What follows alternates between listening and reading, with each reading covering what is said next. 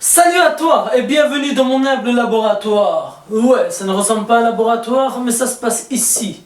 C'est ici qu'on fait nos recherches, nous les savants fous. Tu es ici pour une vidéo sur One Piece, d'après ce que j'ai compris. Tu veux une théorie, c'est ça? Tu as cliqué dessus grâce à ça, j'imagine. Mais je ne sais pas quoi te proposer. Mais j'ai ce qui va me permettre de te trouver une théorie monstrueuse.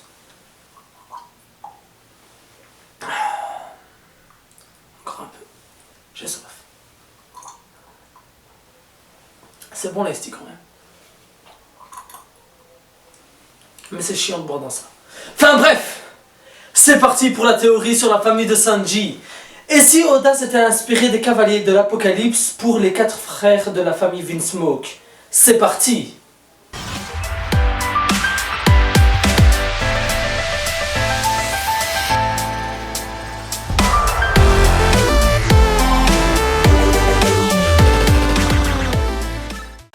Avant de commencer cette théorie, je tiens à préciser que c'est normal si la vidéo est très courte, c'est une mini-théorie. Vous l'aurez compris d'ailleurs en cliquant sur la vidéo, vous avez vu la durée, ne mentez pas! Je sais tout.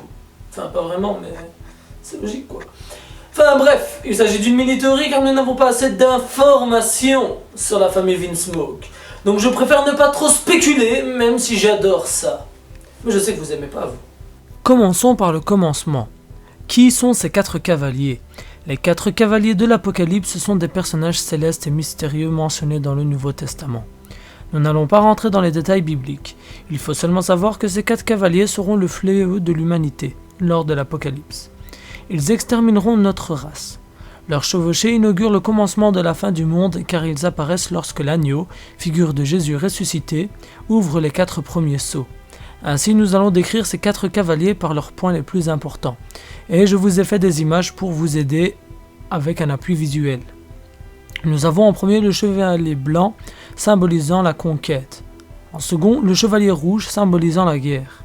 En troisième, le chevalier noir représentant la famine. Et en dernier, le chevalier à la couleur pâle symbolisant la maladie, la peste, donc la mort. Nous pouvons lier la couleur verte au chevalier de la mort car les maladies sont souvent représentées par cette couleur. Maintenant, attaquons-nous aux similitudes qu'il y a entre les Vinsmoke et ses cavaliers. Jaji, roi des Germa Double Six, a une fille et 4 fils. Nous allons nous intéresser à ces 4 fils, et particulièrement à Sanji en premier car il est celui dont nous avons le plus d'informations. Sur la page de couverture colorée du chapitre 790, nous pouvons voir Sanji en tenue de chevalier, une grande croix sur son torse. C'est une croix chrétienne.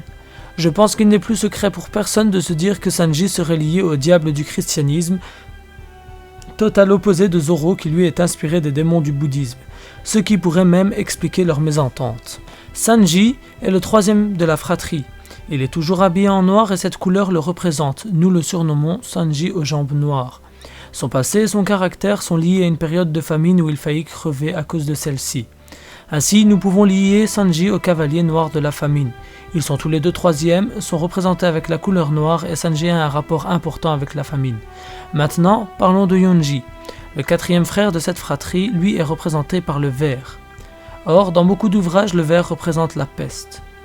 De par le manque d'informations sur les autres frères, il s'agira plutôt d'hypothèses les concernant. Nous pouvons avancer l'hypothèse que le premier aîné sera lié au cavalier blanc et représentera la conquête. De par le fait que si Sanji est le 3e et Yonji le 4e, l'ordre des cavaliers est alors du plus grand au plus petit. Ainsi, il nous reste le 2e aîné qui représenterait la guerre et qui sera lié au cavalier rouge. Par ce point, nous pouvons imaginer que le père de la famille ait donné une mission à chacun d'eux. Le plus grand devrait aller conquérir des zones, des territoires, etc. Alors que le second participe aux batailles de la Germa Double Six. Pour cette théorie, Ereju, l'aîné de la famille, n'est pas pris en compte. Et je pense que vous l'avez remarqué. Mais je pense que ça pourrait expliquer pourquoi Sanji est un garçon de quadruplé, pour bien symboliser ce chiffre 4. Personnellement, j'aime beaucoup cette théorie car je ne pense sincèrement pas qu'il s'agit de simples coïncidences malgré le peu d'informations qu'on a sur les Vinsmoke. Ça colle déjà assez bien avec la théorie. Voici le temps maintenant des spéculations. Ce que je vais avancer ici n'aura de poids que si la théorie se confirme par le temps. Nous pouvons songer à lier l'Apocalypse à la guerre de la fin de One Piece, celle-ci représentant la fin du manga, la fin du monde de One Piece. Eiichiro Oda a dit lors d'une interview que Marineford n'est pas comparable à l'arc final. de par l'écart de l'ampleur de la guerre. À partir de là, sachant qu'ici Luffy aura le rôle de libérateur des peuples et combattra les dragons célestes qui régissent le monde tels des démons, j'imagine une alliance entre la Germa Double Six et les Mugiwara. Ainsi, les 4 cavaliers de l'Apocalypse feront couler le sang sur le champ de bataille sous les ordres de Luffy. Or, vu la personnalité de Jaji, je le vois mal accepter une alliance avec Luffy, sauf si celui-ci lui prouve sa valeur en devenant un Yonko. Nous avons pu remarquer que Jaji est prêt à s'allier avec Big Mom, et donc il serait possible qu'il s'allie avec Luffy dans le cas où il deviendrait un des 4 empereurs. Je vous promets de revenir au plus vite vers cette théorie si mes dires se confirment par la suite. En tout cas, cette théorie m'a particulièrement plu, car je pense qu'elle est originale à 100%. Et j'aimerais remercier Aerosef pour m'avoir aidé, car je n'ai pas trouvé cette théorie solo. Feu, ha ha ha ha. J'ai difficile à respirer quand je rigole comme ça. Feu, ha ha. C'est la fin de la vidéo, j'espère que vous l'aurez apprécié. N'hésitez pas à liker, même si celle-ci est courte, vous pouvez faire un peu preuve de charité si vous ne considérez pas que ce n'est pas assez pour payer d'un like.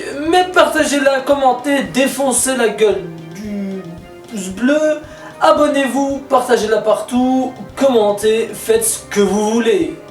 C'était tout pour le savant fou, moi je vous dis à la prochaine, je serai toujours là à partir de maintenant. Je suis le personnage emblématique de Steins Game d'ailleurs, hein. L'autre là, Ryuzaka, le type avec les lunettes. Le type avec les lunettes, je crois que c'est lui, mais disons la vérité, c'est le savant fou qui vous a ramené. Enfin bref, moi je vous dis à la prochaine, El Psy Kangaroo.